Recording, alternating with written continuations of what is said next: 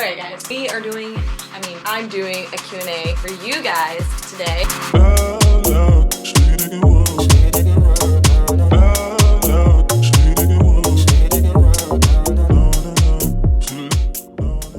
Basically all about like Taiwan, my life, and I'm just gonna like update you about what's going on because I haven't really talked that much on my YouTube channel too much just because I've been super busy, and I've also been on TikTok a lot more, and that is just taking up so much time.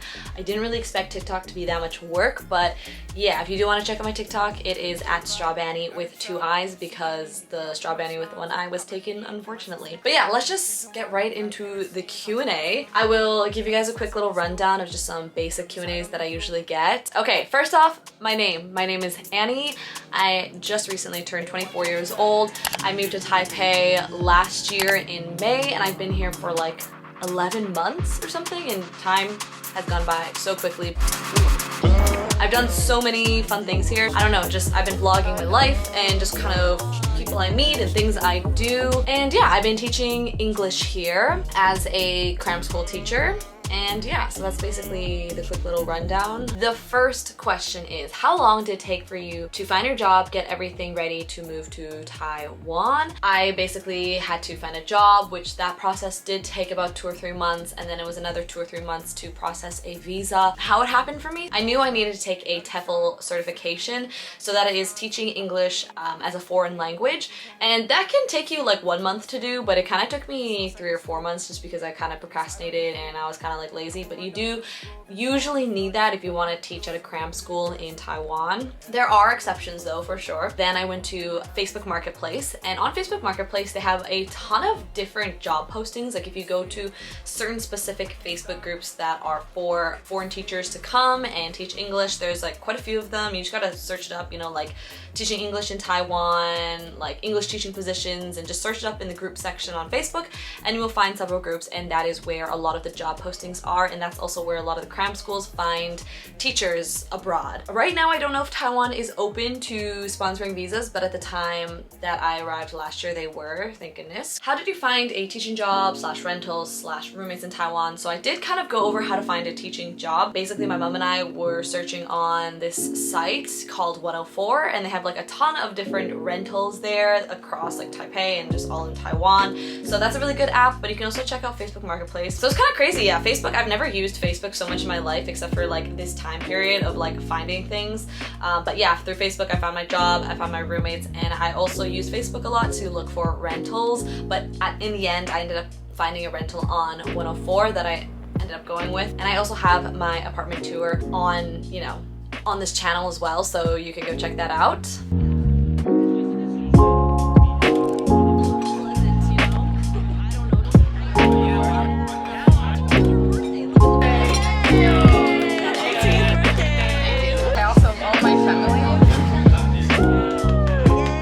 Would you say living in Taiwan is pricey? Okay, you know, Taiwan can be really cheap, but Taipei can be kind of expensive. Like it really depends on your lifestyle and like how bougie you like to live. Like if you really like to go all out, like yeah, Taipei can be pretty expensive. But if you do want to live a more humble, cheap lifestyle, you can also do that in Taipei as well. There's kind of like some variation and there's flexibility. So that's like one nice thing about Taipei. It's like, yeah, you can live cheaply, but you can also live expensively. It's just really up to you and your spending habits. For myself, I definitely spend more than I thought I would spend. Isn't it hard to financially move to different countries and explore? Yes, it is financially not easy for sure. I did save a lot of money during like the COVID period back in Canada before I came. So if I didn't do that, coming here would have been a lot tighter for me. But because I did give myself kind of like a financial cushion before coming here, I feel like it's made my time a lot more enjoyable. So I just recommend, like, if you are planning on going to another country, like definitely save as much as you can and save that money for like a rainy day. Like you never know when you're gonna need extra money, and there were several times when I was here in Taiwan in the past like 11 months where that like extra like money that I saved up came in handy.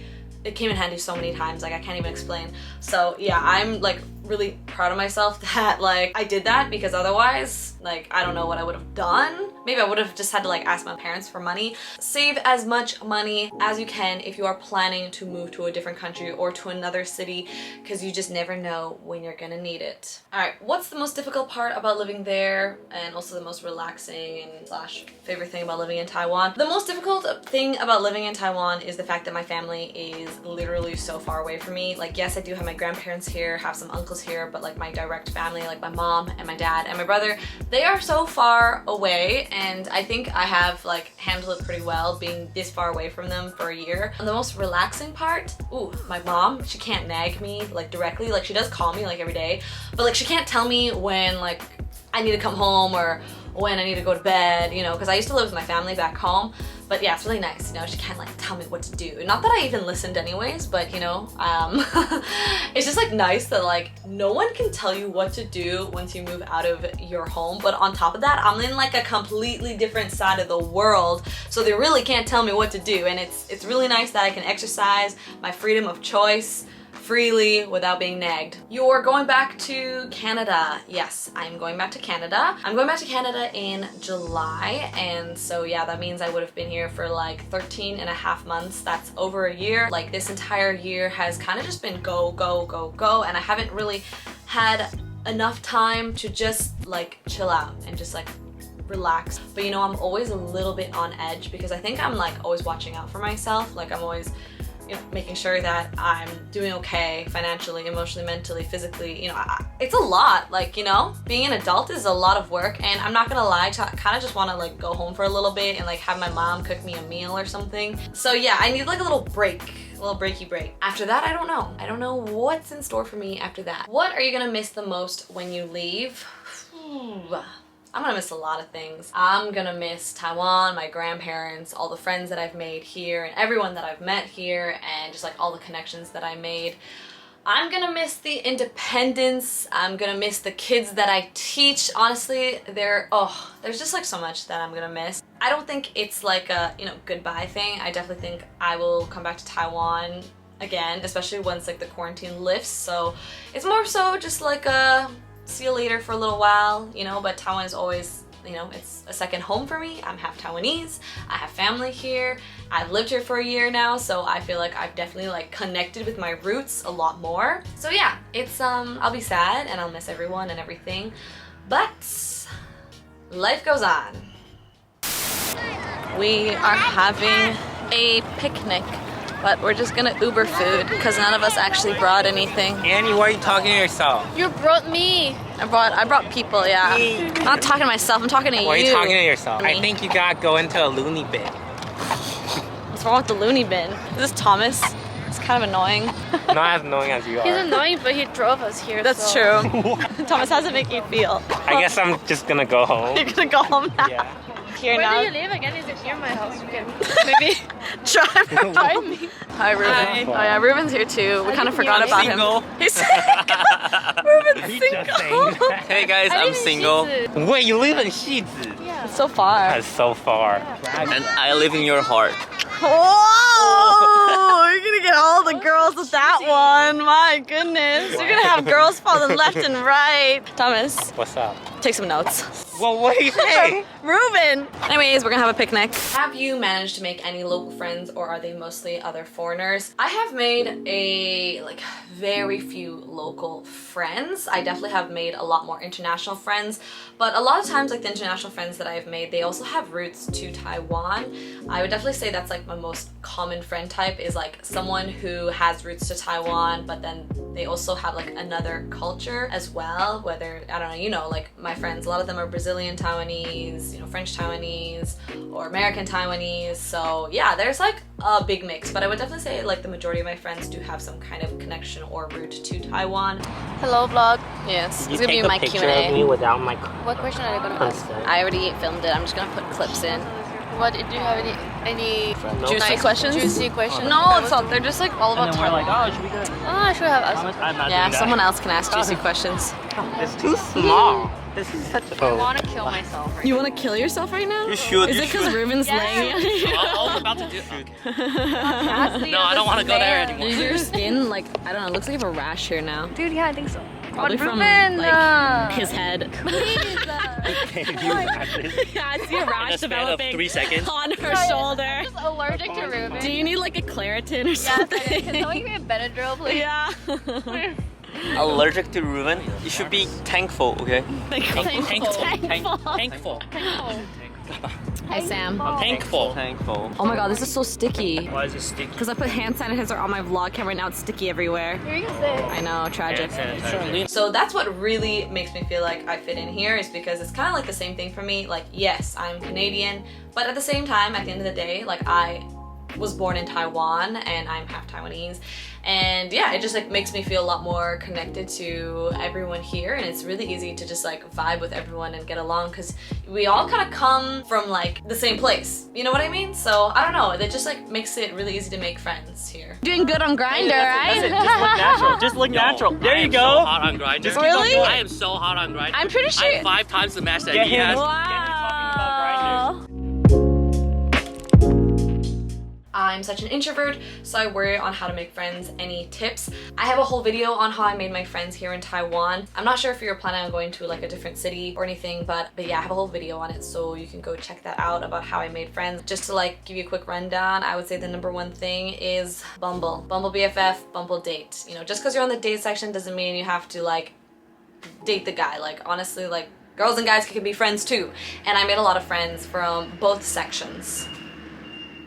A truck. Anyways, yeah, so I used Bumble a lot here. Honestly, I wish Bumble would sponsor me, but I don't know if they do sponsors, and yeah, anyways. Hi, how do you feel about being a vegetarian in Taiwan? Is it easy? I definitely say it's not too hard to be vegetarian in Taiwan. There's honestly like so many vegetarian and vegan restaurants that vary from like the cheaper end to the more expensive end of things. So yeah, actually I find it like pretty easy. There is like some things I miss about being vegetarian in Canada. Like, I feel like it's a lot easier to cook for myself as a vegetarian in Canada, but because I don't really know how to, like, you know, cook Taiwanese food, it's a bit difficult for me here to cook at home, but very doable. There are many vegetarians in Taiwan and there's so many options.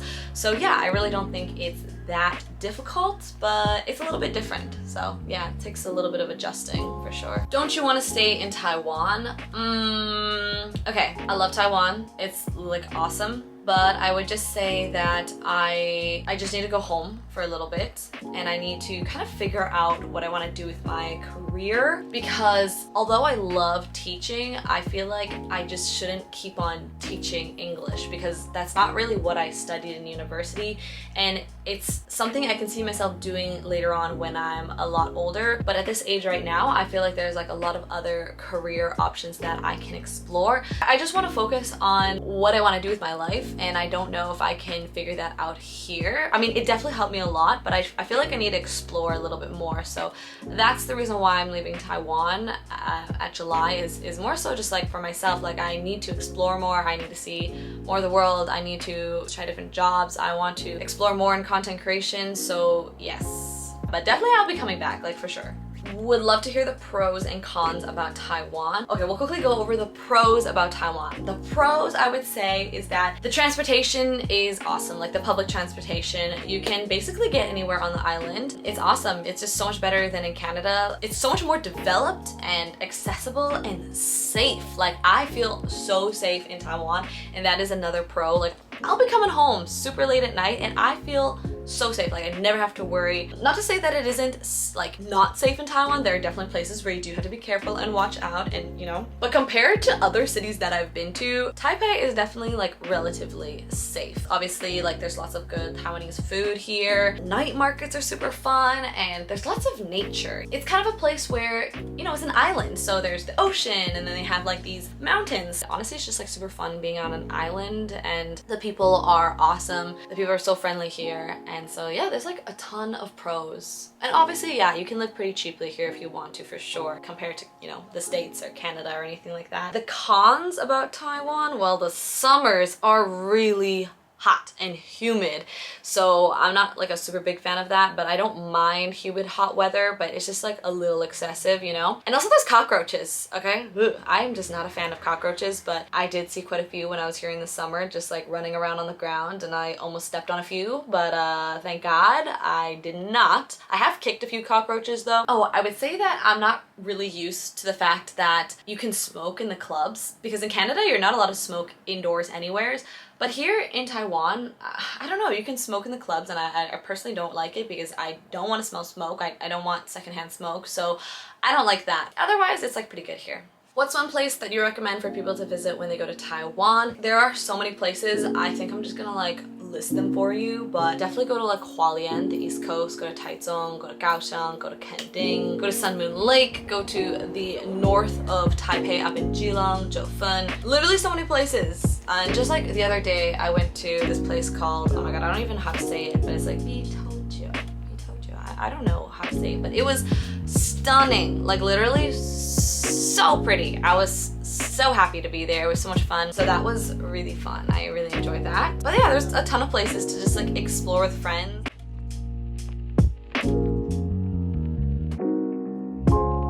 I also got some IG questions. So Sandra just says, "Hi Annie, I love your vlogs and your posts. I'm really interested in going to Taipei myself, and I'm wondering how you got your English teacher job. Do I need a teacher degree?